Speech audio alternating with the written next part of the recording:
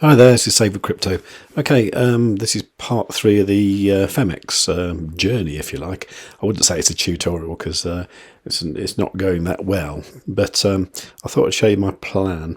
So what happened is there was a bit of a crash, Bitcoin on, I think it was Thursday, April the 22nd, and that dragged everything down with it, and it actually filled not only my Cardano order but my DOT one as well, which wasn't quite what I intended to do because I wanted to have half the money left over so that if the price dropped dramatically I could sort of average in my entry and do another entry at a lower price and bring the entry price down.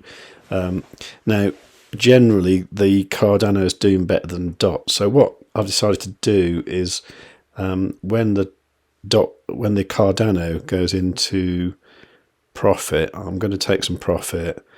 In fact, I'll probably take all the profit, and then I'll use that to make another entry for DOT.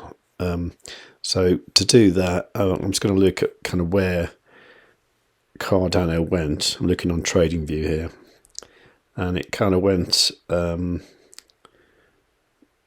to about 1.19. So I think to give myself a reasonable profit, I'm just going to go for something like, let's say, there's quite a lot of activity there, about 1.15.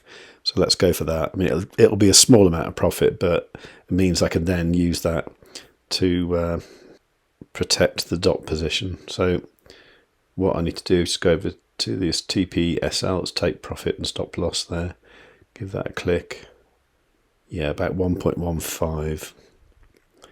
So I'm going to go take profit. See what you can do here. You can just say, 25% or whatever.